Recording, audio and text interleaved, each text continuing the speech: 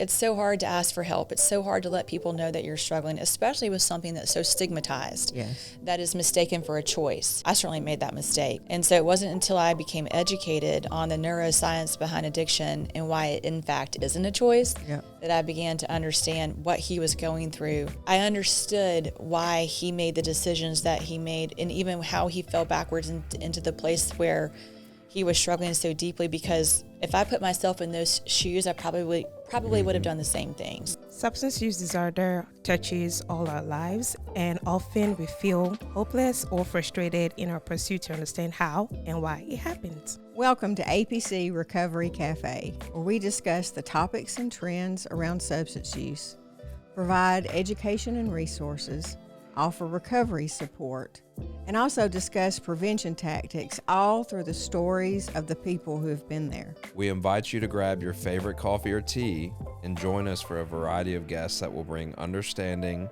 information, connection, and hope. Together, we can break the stigma and pave a brighter future for each other.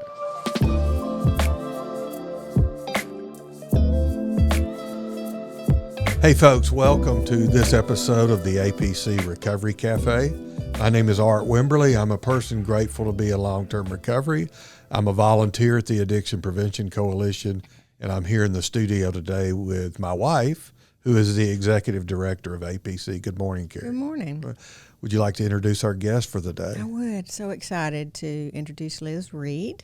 Liz is, she wears a lot of hats in our life. She's a partner in this field. That's how I met her originally.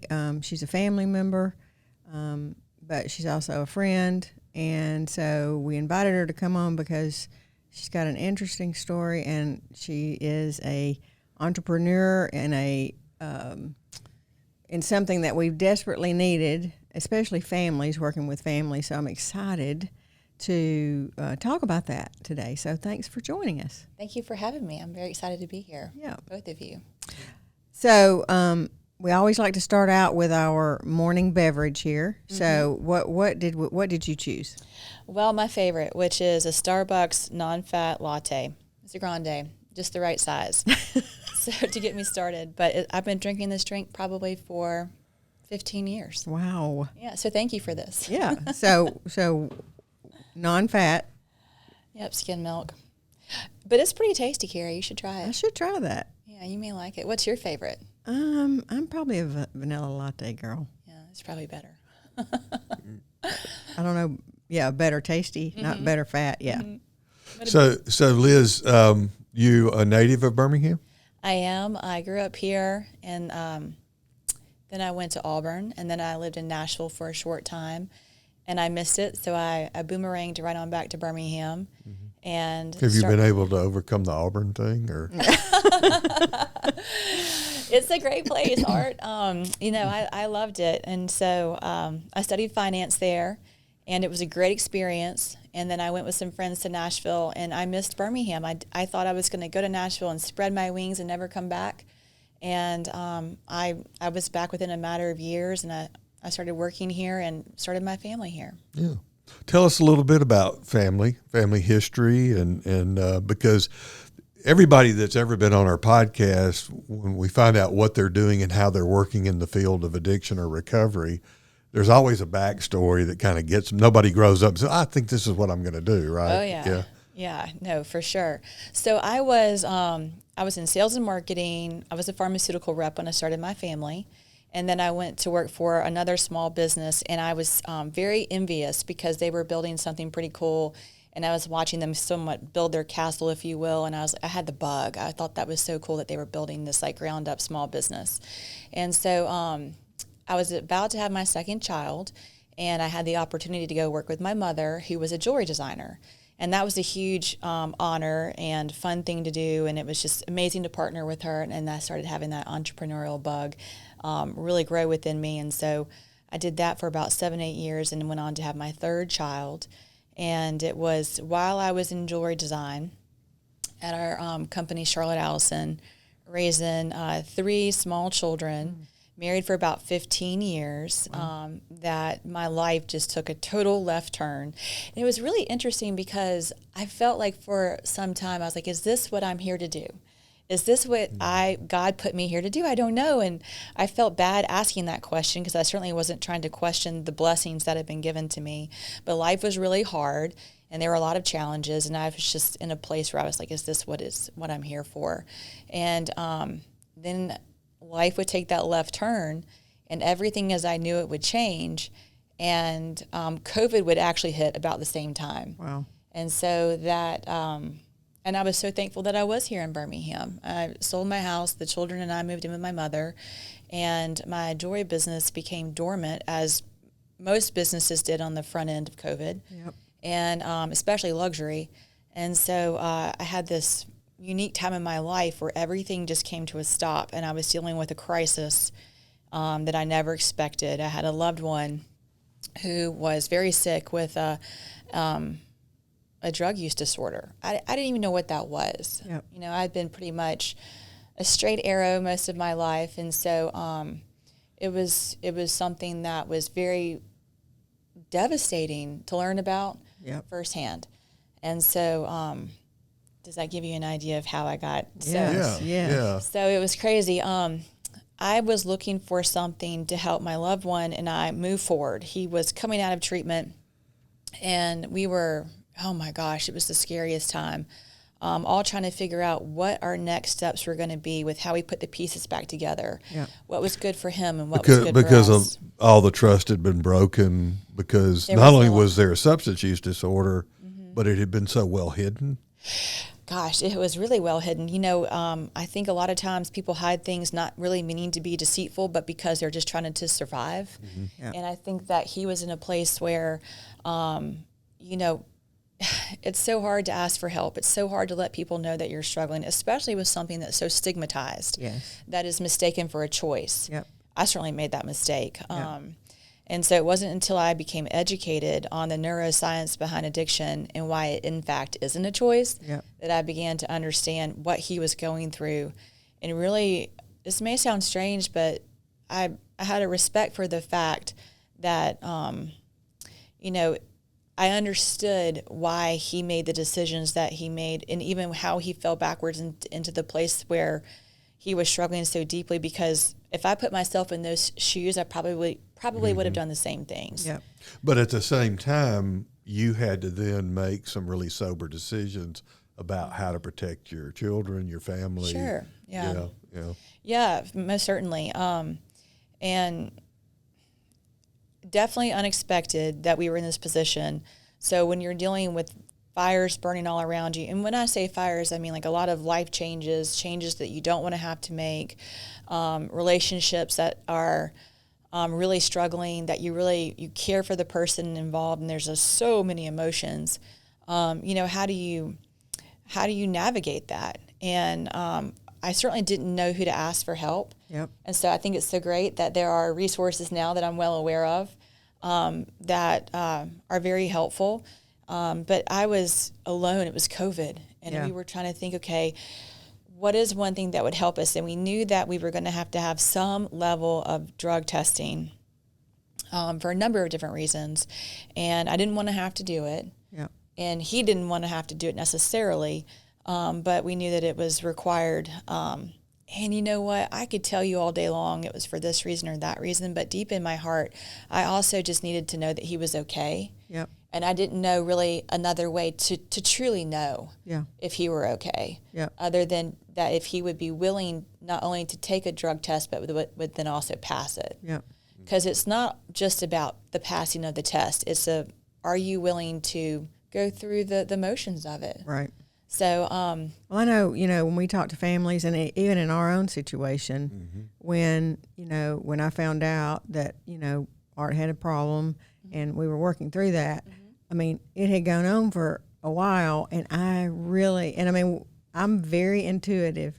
So it really struck at a core of you that you were fooled. Yes. Like I thought, okay, you know, what is true now that this, you know, there's something in there that just rattled me to the core. Yes. That I did not figure it out. And so that took a long time for us, because that breaking or something, it's not just of the trust, it's like foundational. Yeah. And I can't trust my gut, because I thought, okay, if something ever is going to go wrong, I'm gonna know about it. But the fact that I did not, I know what you're saying. I mean, after that, it's like, and Art did an amazing thing, coming out of treatment, is like, okay, if you have any questions, if you, whatever, I'm open to that, and allowing that. So that's kind of okay, are you willing to do these things so that we can reestablish a foundation to go forward with? I love that you say that. So first of all, I was really mad at myself that I did not pick up on things that others thought that I should have picked up on.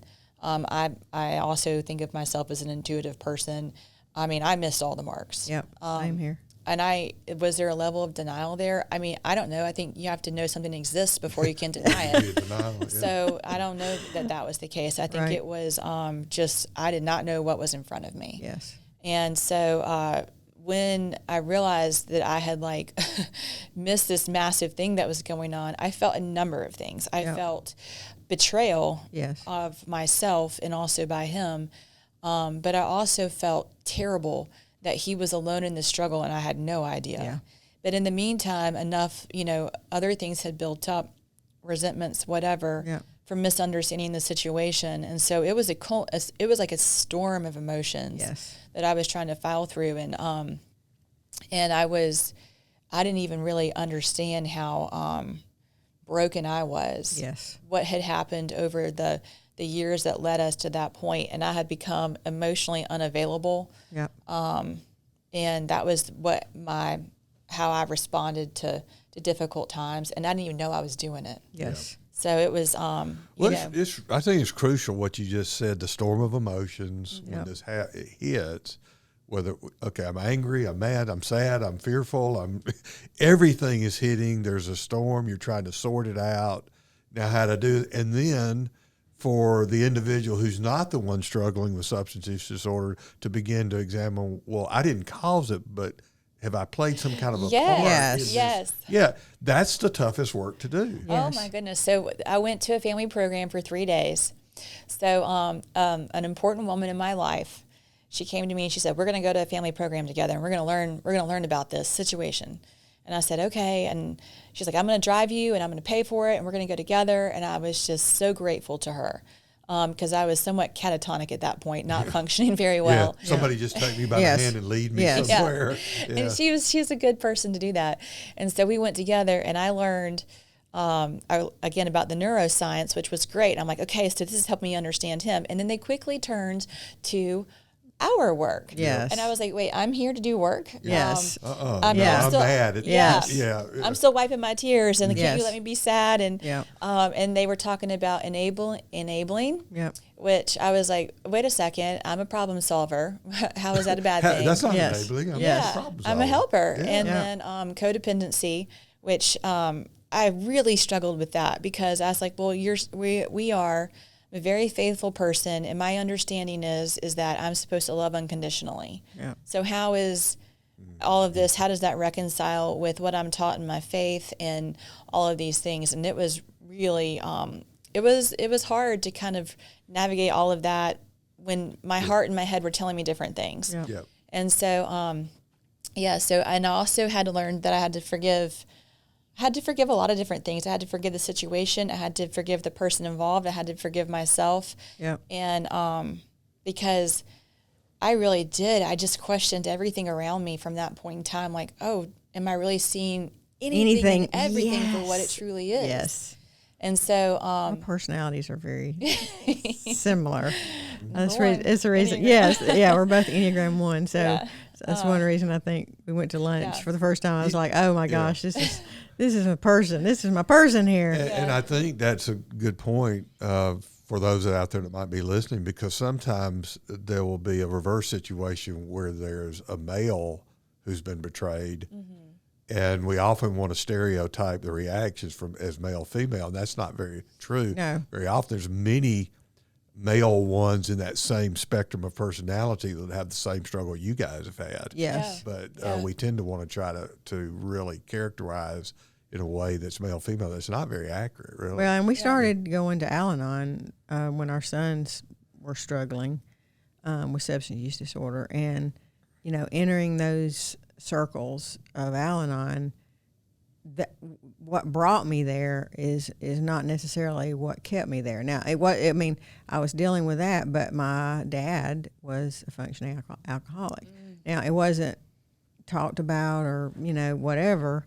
But when I sat in those circles, all of that started, coming back to me. And I'm like, holy cow, okay, I have brought, stuff into my family from my family of origin that I didn't even see was there, And part of my personality, my oneness, is to go in, see the chaos, figure out how everybody needs to do, and tell them what to do so that we could move forward. Yes. Yeah, we're all back in control. Yes, but when they don't do what I tell them to do, it's really hard. But to your credit, you were one of the quickest on the uptake that I've ever seen for somebody who's not quote unquote the addict, right? Yeah. Who is the codependent or however you want to look at it, the significant other. To pick up on, okay, wait a minute, there's this problem that got me here, but I've got to start looking at how do I see through my own personality quirks that have kind of didn't cause somebody to use, but is getting in the way of me getting healthier and maybe getting in the way of them. And I do think in some situations, in some personalities, it took a shock to really get me to a place, because being a one, I think everything through, and then I figure out what's right, and then I do it, Yeah. So it took something pretty monumental to shake me out of, okay, I've got it all figured out, to I really need to look at how I think, act, my foundation. I really need to look at that. It took something really big. And for that, I am grateful. We've been through a lot of pain and whatever, but I am grateful that it was big enough to rupture that kind of thing I had built. I think that's really well said. When I look at everything that we've been through, I would say, would I go back and change it? There's parts of me that would love for it to be different, but I have to also say that learning about the world of recovery through what's happened with my loved one has been an amazing gift for us and for our family.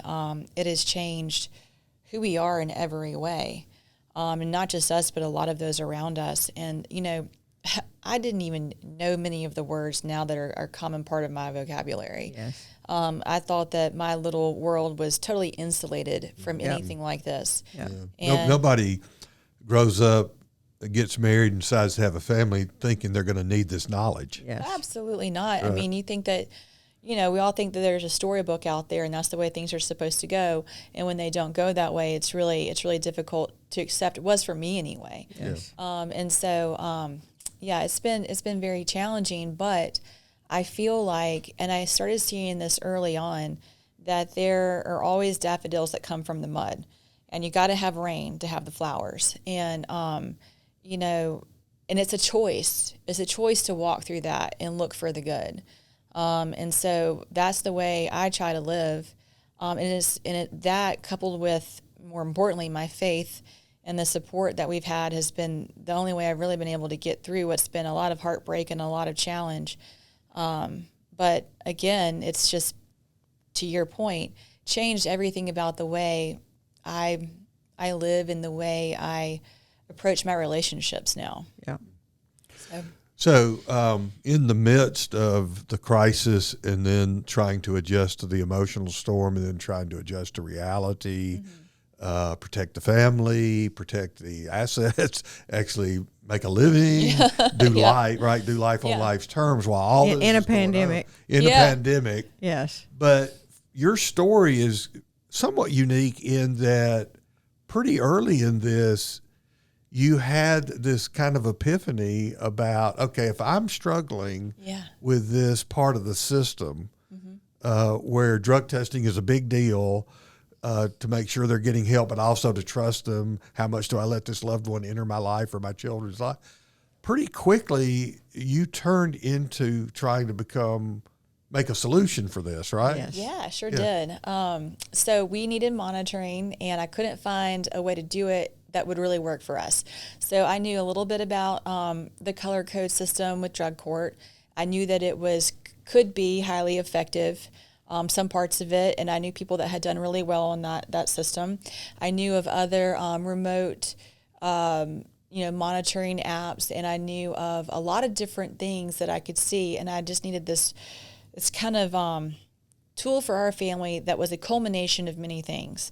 And so I had said to him, we were talking, and I said, what do you think about if I could find an app that would randomly test, and we didn't have to talk about it, and you could take your test and I could have the information, and there wasn't a confrontation involved, and we could just share the information without a conflict.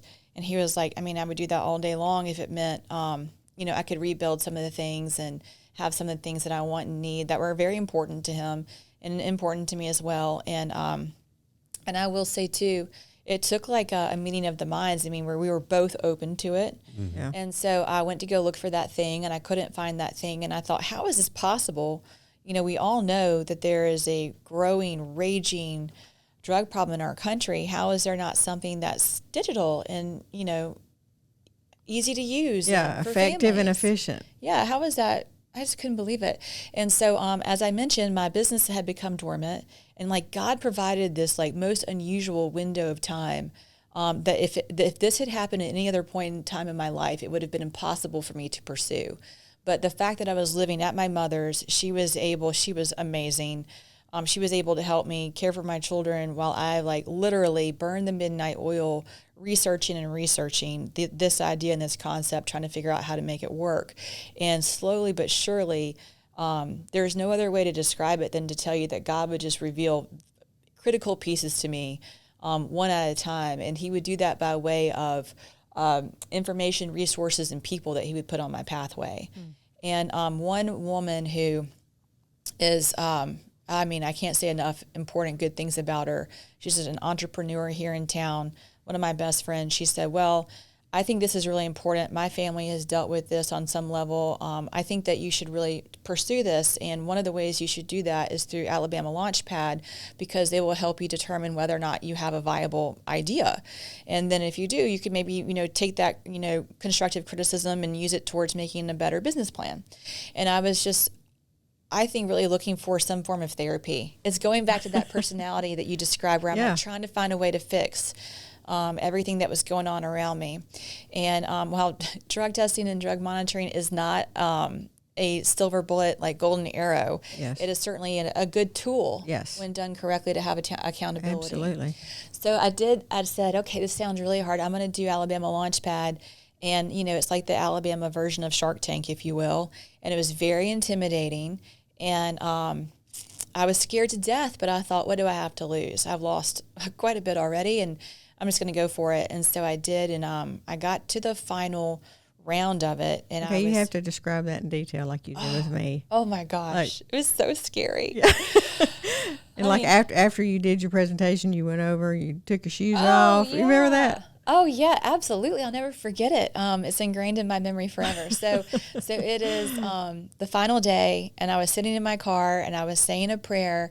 I had done so much preparation. At that point in time, I had neglected everything else in my life in order to prepare for this. I wanted to give it my all. I just believed in it so deeply, and I made a bet and a prayer that if I won, I would quit my day job, and which at the time, again, was jewelry design, and I would pursue this concept with all that I had. And that felt like a really safe prayer to make, because I didn't knew think you were I gonna don't No. mean anything, And so also, I was the underdog. There were more advanced concepts. There were people that had won before. And so, but I just needed a sign. I was just prayerful for a sign. And of what he wanted me to do. And so, so I went in and I did my pitch. It was just amazing and a phenomenal experience. I can't say enough good things about that process and the people involved and how they really helped me evolve and develop the concept, and just teaching moments. And it was great. And so I went in and I pitched, and I was so nervous and excited.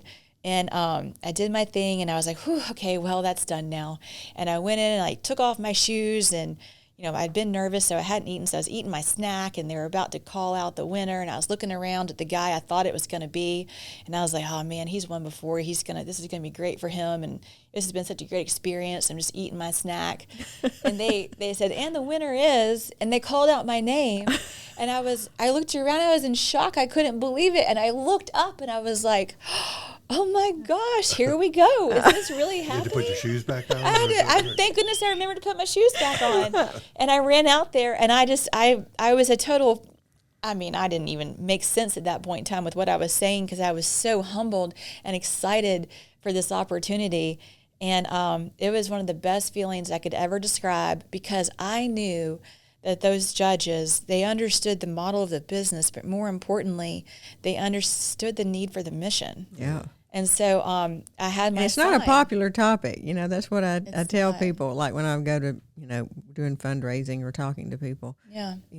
It's hard to get people to get them excited about. Yes, like, give me all your money, so that we can go prevent substance use. And they're like, unless it's they have a family member, it is. Then they're like, yes.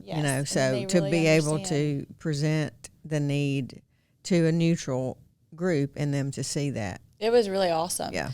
And again, they were great in giving me good guidance and feedback and challenging my thoughts and assumptions. And so it was great from a growth standpoint as well. And so that happened on November 2020.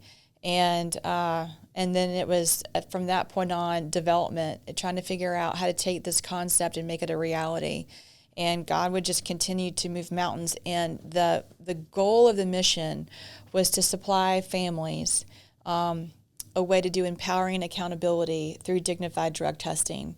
That would be rapid and remote, and give them and their loved ones a way to have instantaneous, real-time information. From what I had learned, reuse happens quietly. No one raises their hand and says, hey, I'm relapsing right now.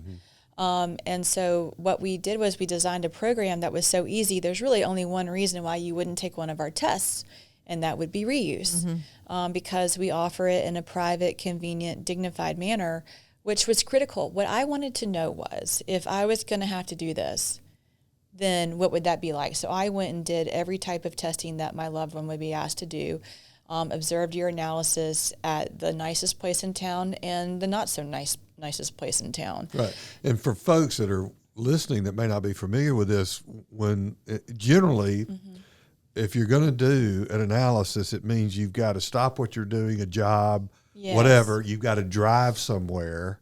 You've got to wait. Then you've got to do the test while somebody monitors, right? Then you've got to wait for results and then it's communicated or not. And you're talking about hours and hours or inconvenience. Disruption. And some people may go, well, they're a drug user. We want an inconvenience. Well, there's truth to that. And my loved one actually said, I'll do it if I have to, because it's part of what I have to do in my accountability. And I appreciated that he was willing to do it that way if necessary. But the fact of the matter is, like, when you're putting your life back, when you're trying to go back to work or back to school, if we can minimize the things that interrupts that flow. 100%. And transportation is an issue for lots of people, coming out of. So how do we empower instead of making it feel punitive? So if you look at the research will show you that outcomes of the best, programs in recovery oftentimes have monitoring as a key component.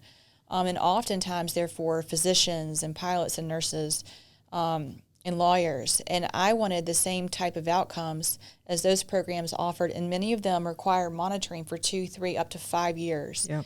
And I thought, that's really amazing. How do we make that more accessible for the everyday American family? Yep. And how do we make monitoring a better tool versus how do we make it more the carrot than the stick? Yeah. Yes. What do you want back in your life? Yes. What are you missing? What do you hope to achieve? And how can we help provide something to you that will help you do that? Yeah. And so, and then, I went and did all the lab testing, and I was like, this is really inconvenient. It's really humiliating. Yeah.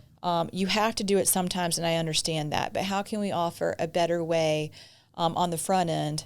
and then use that only when really necessary. And then also, what about at-home testing? And at-home testing was, oh gosh, if you've ever had to ask someone to take a test, or you've ever been on the receiving end of that, if they're doing everything right, you're undermining them. Yep. And that's a terrible feeling, but you still need to know.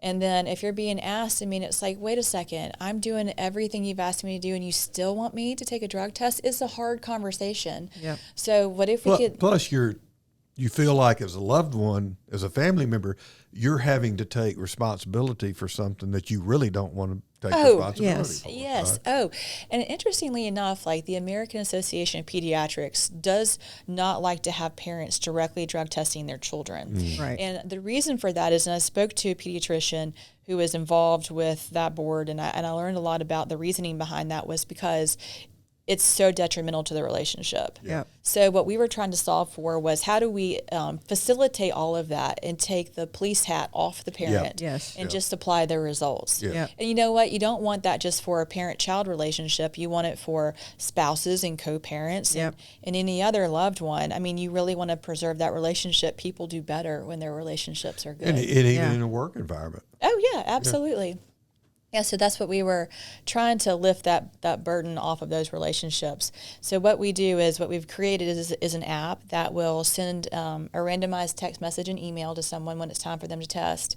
And we ship them all that they need, no matter where they are. They may be in a number of different locations. It could be anywhere from a private residence. They could be at a recovery residence. They could be in a reentry program. We work with a lot of different Phases. situations. Yeah, Yes. could be inpatient, outpatient, sober living, Absolutely. at home. Right. Yeah. Listen, you got to meet people where they are. That's Yeah. our job. Yeah. And so we send you everything that you need for your, amount of your program that you can select. We have a few different programs, and then we randomly send you this text message and email and tell you when to take your test. And the test is taken in the app with the test kits that we supply you. It's the most, we guarantee you, it's the most dignified drug testing experience you can have. And so, and that was our goal. And so we set out to say, okay, our whole team tests through this platform. So we're living our customers' experience. How do we like it? Yes. If we're asking people to do this. Yeah. And so, I test through my system, and Yeah. it's really amazing. So you take your test in our app. It's fully guided. It's step-by-step instructions. There's no wondering what to do next. It's not like we are not an at-home test in that you have to self-facilitate. You don't know what you're doing. You're fumbling around. It's uncomfortable. Am I doing this right? Yeah. No, this is a recorded and guided test. And then our team, our Clearlee review team, reviews those results and turns around a result to the support network, the individual and their support network, within an hour of anything that was detected, and if the protocol and process was followed correctly. There's no chance anyone else can take your test for you. There's no chance you can switch anything out. We've got all of that accounted for. And we work with some really amazing programs who have seen how well the system works firsthand, and they count us as a trusted partner in their monitoring. So they don't have to go anywhere. They don't have to go anywhere. So it's just wherever they are, they can go. If they're at work, they can go to their car. That's They right. go to the bathroom, whatever. That's right. They sure And as can. long as they're in the view of the phone, So it's fascinating. what is provided from the person who's in recovery is provided both a dignified and a more efficient and Yes. effective, actually, Yes. way to do it.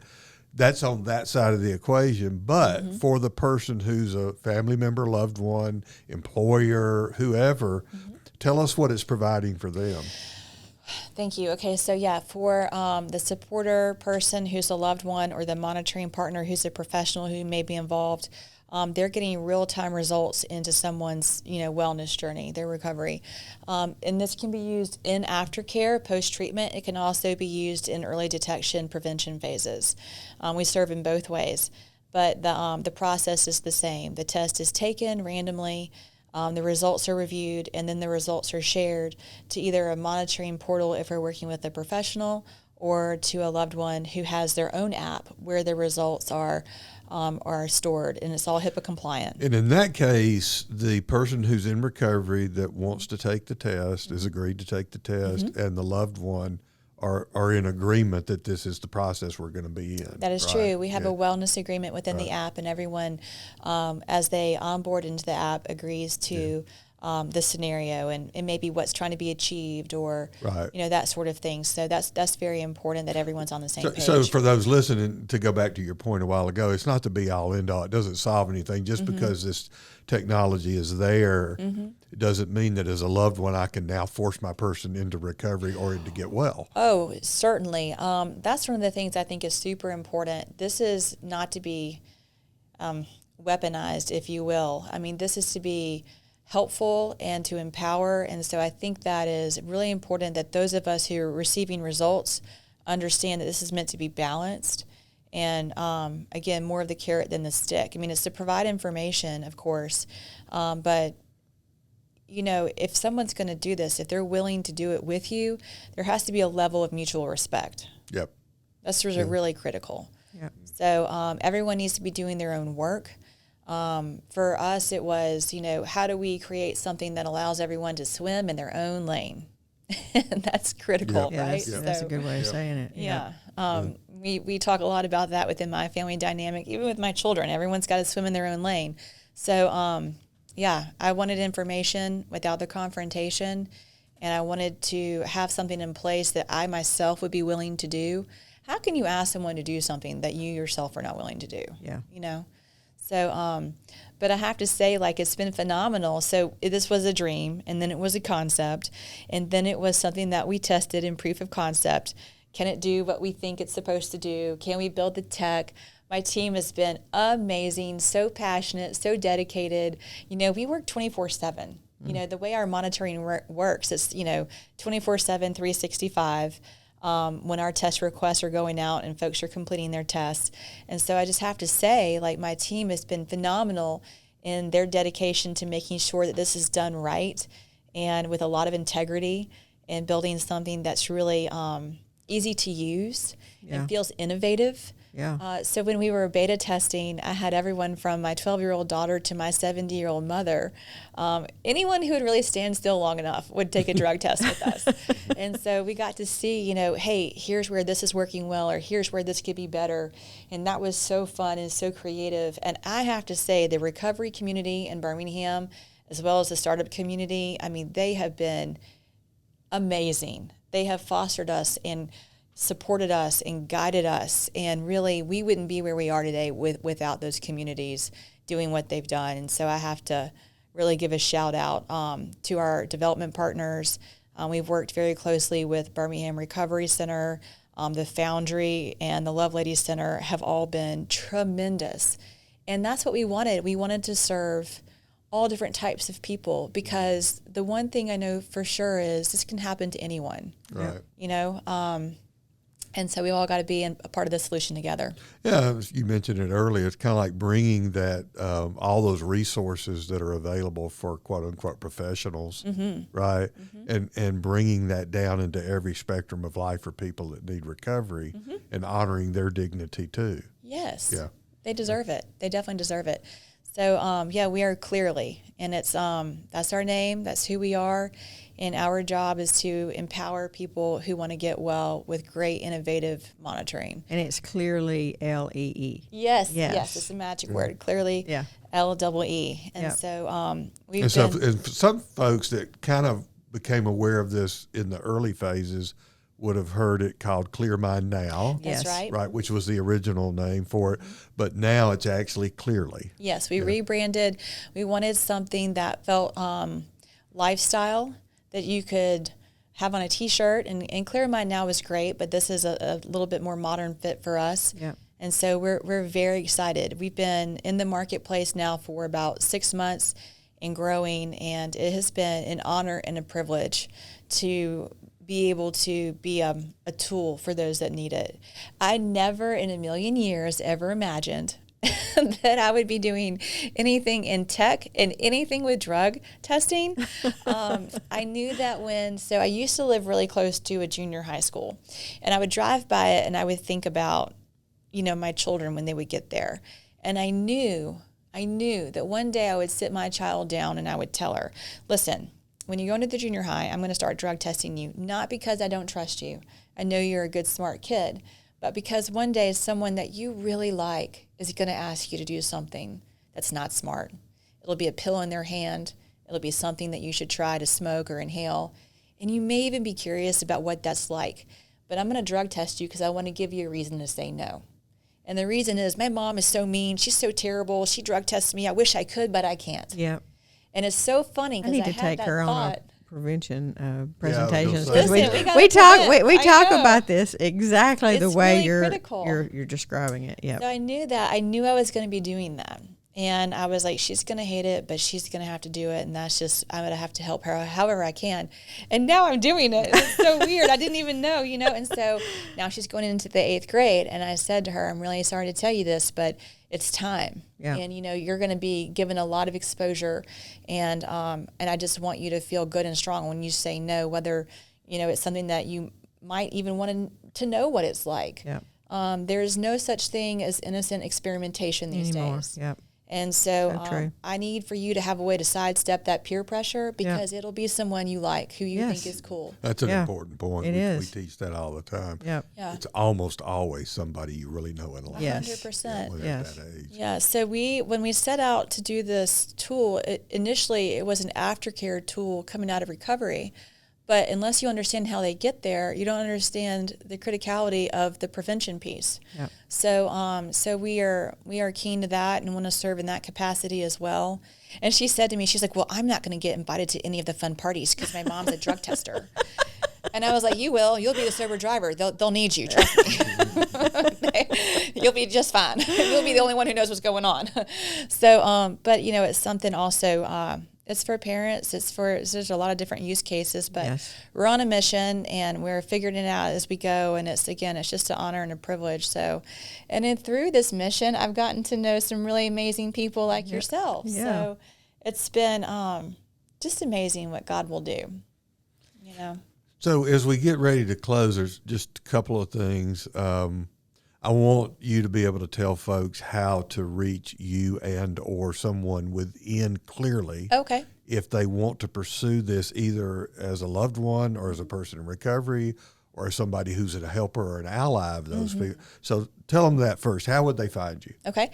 We can be found at hello@Clearlee. It is CLEARLEE.com. Hello@Clearlee.com. Or you can email me directly, which is LREAD@Clearlee.com. We have an amazing team. We work with professionals. We work with loved ones. We work with actually folks that will call up themselves and say, you know what, I need this, and I think it can really help me. I can give you some really cool stories. And so we're here to help anyone who needs it. Yeah. And then lastly, what would you say to somebody that might be tuning into this that has a similar story to yours? All of a sudden, world blows apart because someone they're very close to, they find out that they are struggling with substance use disorder. Yeah, I would say get ready. You are about to have your life change, and it will be in some of the most beautiful ways you could ever imagine. It will not be easy. Be hopeful, be positive, be realistic, be a learner. I would say it's not the end of the world that you think that it is. Yeah. I would say that it's your choice in how you want to handle it. Surround yourself with the right people. And I think it's really important that you are okay with sharing your story to the degree that is appropriate for the others who may be affected. But too many of us deal with this quietly, and I think that is part of what makes it hard. Yes. So I would encourage anyone who is facing this to get to a place where you can be comfortable with living it out loud to the degree that's appropriate, and to know that it can actually be a really beautiful, amazing thing. Thank you so much Thank you. for joining us today. Thank you for, the seed that was planted, watering it and letting it grow. Thank you for the perseverance and the passion to do this. Because, as we work with families all the time, we know the need. I mean, we had the need and didn't know how to meet it. So best of luck to you. Thank you. And good days ahead. Thank you for all your support. Yep. You guys are great. Thanks for coming in. Folks, thanks for joining us for this episode of APC Recovery Cafe, and we hope to see you soon.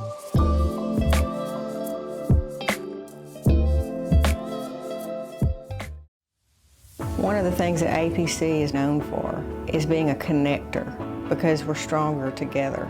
Not only are we there for those who are suffering through substance use disorder, but we're there for family members, and we really take our job seriously. We all have personal reason why we're in this field. We're changing people's lives one community at a time.